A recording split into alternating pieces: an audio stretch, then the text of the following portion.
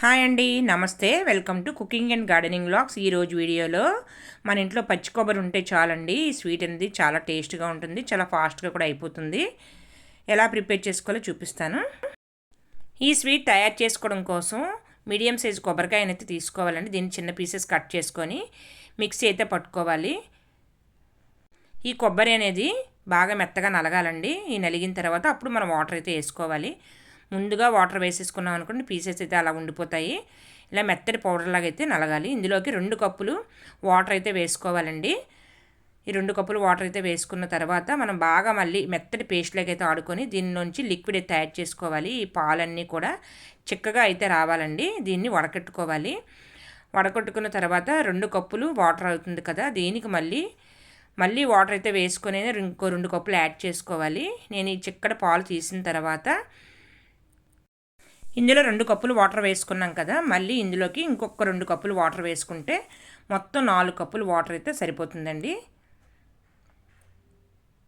ఈ స్వీట్ తయారు చేసుకోవడానికి మెజర్మెంట్ అనేది ఇప్పుడే మనం కొలుచుకోవాలి. మొత్తం 4 కప్స్ అయితే పడింది. ఇప్పుడు ప్యాన్ పెట్టుకొని ఈ కొబ్బరి పాలన్నీ కూడా ఇందులో అయితే వేసుకొని మంటను సిమ్లో పెట్టుకోవాలి. దీనికోసం కొంచెం ఇందులో ఉన్న పాలని కొంచెం 1 కప్పు అయితే తీసుకొని సెపరేట్ పెట్టుకోండి. ఇలా పెట్టుకున్న తర్వాత పాలు ఇందులోకి పంచదార కోసం ఒక 3/4 కప్పు అయితే వేసుకోవాలి. స్వీట్ కొంచెం ఎక్కువ కావాలనుకునే వాళ్ళు 1 కప్పు వేసుకోవచ్చు. ఈ కొబ్బరి పాలు 1 కప్పు సపరేట్ తీసుకున్న తర్వాత ఇందులోకి కార్న్ఫ్లోర్ 3/4 కప్పు అయితే వేసుకోవాలండి. ఇది బాగా పల్చగా ఉండేటట్టయితే మనం లిక్విడ్ తయారు చేసుకోవాలి. కొంచెం వాటర్ కూడా వేసుకోవచ్చు. ఇప్పుడు ప్యాన్లోని సిమ్లో పెట్టుకున్న తర్వాత కొంచెం మరిగిన తర్వాత సిమ్లో పెట్టుకొని కలుపుకోవాలండి. బేగా చిక్కబడిపోతుంది.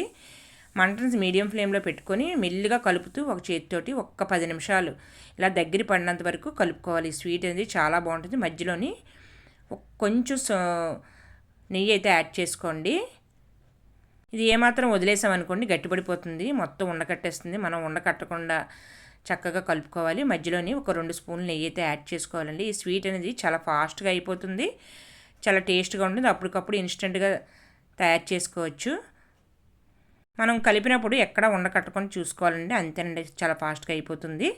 దీనికి కొంచెం ఒక బౌల్కి నెయ్యి అప్లై చేసుకొని మనకి పీసెస్లా రావడం కోసం మనం తయారు చేసుకున్న స్వీట్ అంతటిని కూడా ఈ బౌల్లో అయితే వేసుకొని చల్లారిన తర్వాత ఫ్రిడ్జ్లోని పెట్టుకొని ఒక అరగంట ఉంచుకుంటే గట్టిపడిపోతుంది. మనకి ఎప్పుడైనా స్వీట్ తినాలనిపించినప్పుడు వెంటనే తయారు చేసుకోవచ్చండి. చాలా టేస్ట్గా ఉంటుంది. ఇందులో నచ్చితే చిన్న చిన్న కొబ్బరి పీసెస్ కూడా వేసుకోవచ్చండి. చిన్న చిన్నవి కట్ చేసుకొని అయితే వేసుకోవచ్చు. మనం తినేటప్పుడు పంటికి నలుగుతూ ఉంటాయి. ఆ టేస్ట్ కూడా చాలా బాగుంటుంది. ఇలా ఫ్రిడ్జ్లో పెట్టిన తర్వాత తీసి అయితే మీకు కట్ చేసి చూపిస్తున్నాను. చాలా బాగుంటుంది. ఒకసారి మీరు కూడా ట్రై చేయండి. నచ్చితే లైక్ చేయండి.